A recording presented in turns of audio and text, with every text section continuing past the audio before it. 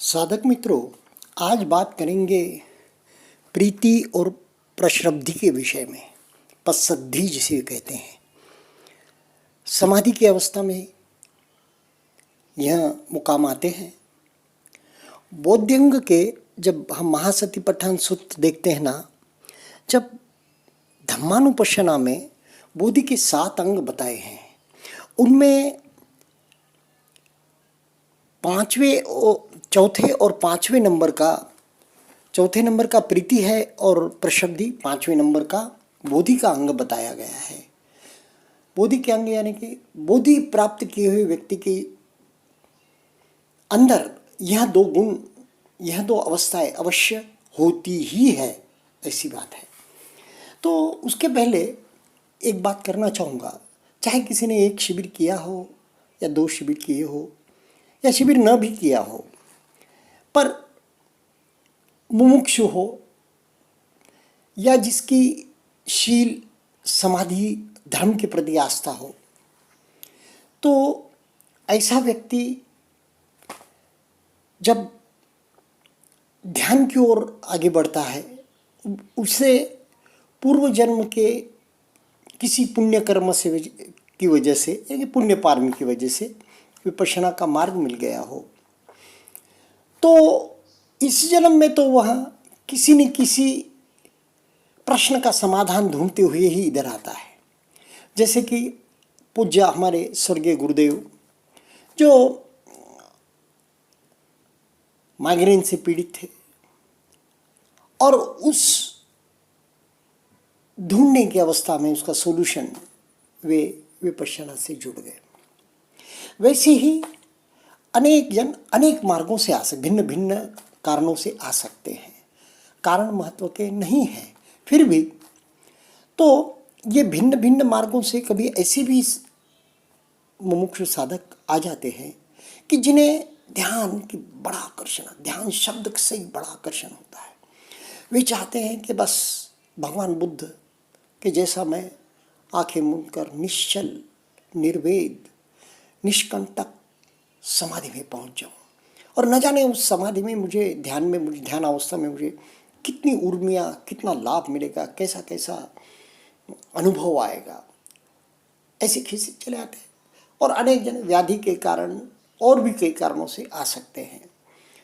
तो इसमें जब साधक साधना में बैठता है तो गुरुदेव एक इंस्ट्रक्शन देते हैं।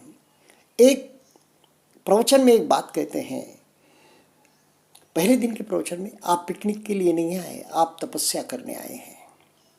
और अब साधक भी देखिए ना, शायद कभी कभी वो ध्यान के लिए कुछ अलग अलग इसमें बैठ भी गया हो, योगासन भी करता हो, पर यहाँ आके सुखपूर्वक बैठने की सुविधा है, अपने मन चाहे पोस्चर में हम बैठ सकते हैं, ऐसी भी सुविधा है।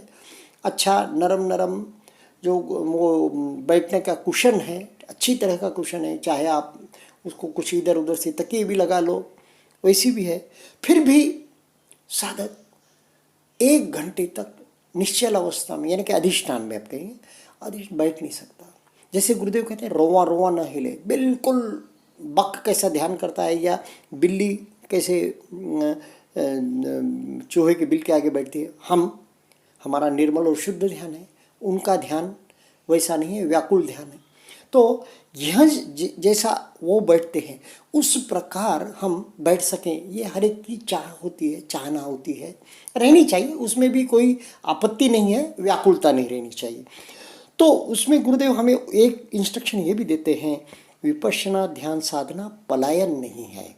तो इसका सीधा सीधा अर्थ क्या होता है, जब हम बैठते हैं, बैठने के उपरांत आपको नजीक के भूत की, नजीक के गत काल की कुछ घटनाएं, कुछ बातें याद आ सकती है, विचार आ सकते हैं।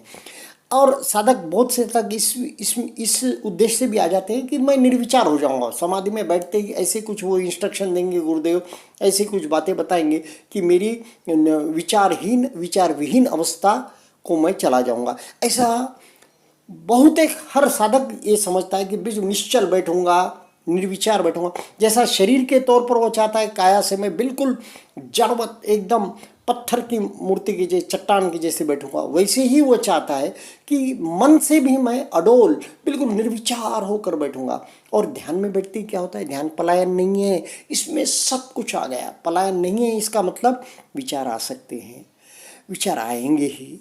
और पलायन नहीं है इसका मतलब विचार आए तो उससे द्वेष नहीं करना है हमें। बैठे हैं तो ज़्यादा विचार आने लग जाते, क्योंकि ऐसे जो रोज़मर्रा की ज़िंदगी छोटे छोटे लक्ष्य हमारे सामने होते हैं ज़िंदगी के, तो हमें विचारों की वो घनता नहीं दिखती, श्रृंखला नहीं बनती। और यहाँ बैठे हैं तो दूसरा कुछ नहीं है, तो मन विचारों को पकड़ने की कोशिश करता है। तो नियरभूत के, अपमान के, धोखे के, कुछ घाटे के या कुछ हमारा लॉस हो गया हो उसके विचार जरूर आते हैं। तो क्या कहा गया है इंस्ट्रक्शन ये देखना है हमको, हर वक्त हमारे शरीर के साथ जुड़े रहकर वेदनाओं को देखना है। या प्रथम अवस्था है 3 दिन का आनापान चला तो सिर्फ सांसों को देखना है, सांस आया क्या और गया क्या। और जब विपश्यना चल रही तो सिर्फ वेदना क्या चल रही है, मन में क्या चल रहा है, चित्त पर क्या छाया है। ओके, जो आया है सो आया है, मगर क्योंकि चित्त पर अनेक अनेक उदीरणाएँ होती रहेंगी विचारों की, धम्मों की, गत काल के। कैसे, जैसे कहते हैं ना, एक बैग भर रहा है व्यक्ति, प्रवास के लिए जा रहा है, यात्रा के लिए जा रहा है, अपनी बैग भर रहा है, तो जो सामान वो सबसे पहले डालेगा नीचे जाएगा और सबसे वह आखिर में निकलेगा।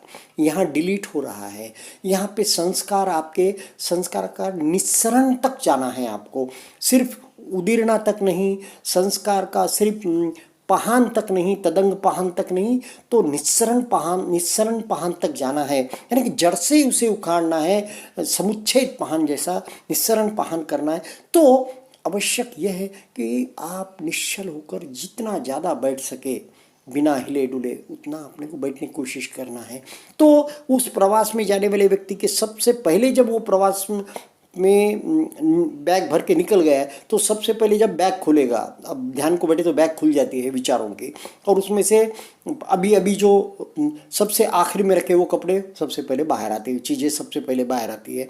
और दूसरी कौन सी चीज़ हाथ को लगती है मालूम है, जो नुकीली होगी, जो चुभन भरी होगी, जो बड़ी होगी, साइज़ में बड़ी होगी, वॉल्यूम में, और कभी कभी जो जड़ ज़्यादा वजन की होगी वो भी हाथ को लग सकती है। जैसे आप अंदर हाथ डाले, थोड़ा सा अंदर और हाथ चले गए तो सबसे जो वजनदार चीज़ है वो भी हाथ को लग सकती है, सबसे आकार में बड़ी चीज़ हाथ को लग सकती है। लेकिन क्या हाथ को लगेगा कुछ नहीं कह सकते।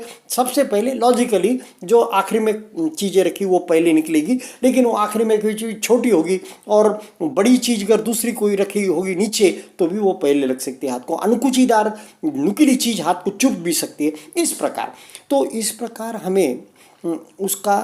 हमें अनादर नहीं करना है। उस कारण क्या होगा, विचार जब वैसे चलेंगे तो धम्म, सभी धम्म क्या है, धम्म वेदना समोसरणा है, तो वेदनाएं वैसी चलेंगी, उस प्रकार की दुखद वेदनाएं ही चलेगी तो शरीर बिचकेगा। एक तो शरीर क्या है, हमें आदत न होने के कारण भी वैसा बिचकेगा, वातावरण के कारण या ज़्यादा देर बैठने के कारण भी बिचकता है। हाँ, मगर जब मन में वैसे उद्रेककारी विचार चल रहे हो, उद्वेगकारी विचार चल रहे हो, कुछ द्वेषपूर्ण या कुछ व्यथापूर्ण या कुछ भय के या कुछ चिंता के विचार चल रहे हो, तो उस प्रकार शरीर भी इधर उधर हिलेगा। तो साधक ज़्यादा विचलित हो जाता है कि मैं शरीर भी ठीक से नहीं बैठ सक रहा हूँ, मैं बैठ भी ठीक से नहीं सक रहा हूँ, मैं निर्विचार भी नहीं हो। ऐसा साधक विचलित हो सकता है। विचलित होने से समाधि नहीं मिलती। समाधि, चित्त की जितनी तीक्ष्ण सूक्ष्म एकाग्रता होगी उतनी समाधि हमारी बनेगी। विचारों से दुश्मनी नहीं है, विचार चलते रहेंगे,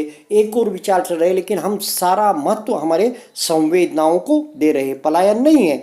और किसी विशेष संवेदना की खोज नहीं करनी, किसी विशेष प्रिय या विशेष अवस्था या संवेदना की खोज की तो हमारे में व्याकुलता आएगी। व्याकुलता आई कि चित्त बिल्कुल हिल गया, चित्त की समता चली गई, चित्त की एकाग्रता और एक जो उसका सूक्ष्मता चली गई, चित्त स्थूल हो जाएगा। तो इसलिए वो भी नहीं आना। और तीसरी बात ये भी है कि किसी वेदना को अनदेखा नहीं करना। कोई अप्रिय वेदना आई या कोई हमारे पुराने रोग के कारण, वातावरण के कारण, देर तक बैठने के कारण हमें थोड़ा सा हमारा पोस्चर बदलना पड़ा था, उस कारण मन में उद्वेग, उनमें द्वेष, मन में कुछ निगेटिविटी ना आनी चाहिए। और किसी विशेष संवेदना को हमने अनदेखा या संवेदना की अवहेलना नहीं करनी चाहिए। गुरुजी क्या कहते हैं, किसी संवेदना को अनदेखा ना करें, किसी संवेदना की अवहेलना ना करें, यानी कि किसी संवेदना को हम यानी कि अवांछनीय न समझे, क्योंकि फिर वहीं आदत लग जाएगी मन को, उस ओर मन जाएगा नहीं। हमको तो उदीरना करनी है, जैसी संवेदना आई है वैसे, जैसा धर्म प्रकट हुआ है वैसे वैसे चित्त के विकार ऊपर आ रहे हैं। थोड़ी भी एकाग्रता मिली कि चित्त के विकार नीचे से ऊपर उठने शुरू हो जाते हैं। पानी में जैसे गंदगी नीचे बढ़ती है वैसे इसमें चित्त के विकार ऊपर उठ के तरंगित होकर आ जाते हैं, ताकि आप उसकी निर्जरा कर सके, उसके बाजू को निकाल सके, उसको बाहर कर सके और अच्छा अच्छा स्वच्छ नीर उपलब्ध आपको हो सके। इस प्रकार जैसा हम करते हैं ना, कहीं तालाब में गए, कहीं कुंड में गए तो आजू बाजू का पानी बाजू को करते हैं, उस प्रकार तो वैसे विचार आते हैं। तो जो भी विचार आते हैं तो नीचे से उठकर ऊपर आएंगे, तो हम उसको बाजू को कैसे करेंगे, उसे समतापूर्वक देखेंगे, उसके बारे में तटस्थ रहेंगे, उसके साथ बहेंगे नहीं। मुख्य बात यहाँ क्या हो जाती है, जब भी हम बैठते हैं तो थोड़ी देर तो 1-2-4 सांस देख लिए और हम मन हमारा उस विचार के साथ चला पलायन कर जाता है, उस स्मृति में पलायन कर जाता है, और फिर हम उसको शाखा पर शाखा बढ़ाते जाते हैं, उसके ऐसा हुआ, वैसा कर दूंगा, वैसा, ये पॉसिबिलिटी है, वो पॉसिबिलिटी। इस प्रकार हमें नहीं करना है। यह बहुत ही महत्वपूर्ण समय है हमारे ज़िंदगी का, कि जब हम सब कुछ छोड़कर, सारा महत्व हम जिंदगी का ध्यान को देकर, समय सबसे मूल्यवान है, समय जिंदगी है, तो सारा महत्व हम ध्यान को देकर ध्यान के लिए बैठे हैं। तो इस वक्त जब जब होश आता है, होश आना ही चाहिए, जब जब होश आता है हम संवेदनाओं को देख रहे हैं, सांस को देख रहे हैं, विचार क्या चल रहा है, वहाँ तो बिल्कुल बैकग्राउंड म्यूजिक के जैसा, या दूर कहीं रेडियो बज रहा है वो सुनाई दे रहा है, उसको अवॉइड भी नहीं कर सकते, ठीक है, हम सुन रहे हैं चित्त से। तो इस प्रकार के, और कभी कभी ऐसा ही होता है, साधक इतना मजबूत होते जाता है कि दरवाजे पर विचार खड़े हो जाते हैं और वो उन्हें वहीं रोक देता है। खिड़कियों में से विचार झांकने लगते हैं, मन के झरोकों में से विचार झांकने लगते हैं, और साधक बिल्कुल निश्चल बैठा है, बस देख रहा है, समझ रहा है कि ये विचार आना चाहता है, ये विचार आना चाहता है, और वो उसकी संवेदनाओं के साथ है, संवेदनाओं के साथ मिला हुआ है। इस प्रकार साधकों हमें पलायन नहीं करना है, जिंदगी से पलायन नहीं है, हर प्रश्न का उत्तर मिलता ही है। और ध्यान का साधक कभी भी किसी भी चीज़ से मुंह मोड़ के पलायन नहीं करता, किसी भी चैलेंज की, किसी भी चुनौतीपूर्ण चीज़ की वह बिल्कुल अपने पुरुषार्थ से उसको ठीक करना देखता है, ठीक करता है, और फिर ध्यान के समय भी उसकी ओर तटस्थता से देखता है, तो उसको उसका सॉल्यूशन भी मिल ही जाता है। वैसा वातावरण भी निर्मित हो जाती है कि भय, चित्त की व्यग्रता, चिंता साधक को सताती नहीं है, क्योंकि यह जो विकार है वह धीरे धीरे कम होते जाते हैं या फिर नष्ट भी हो जाते हैं। धन्यवाद।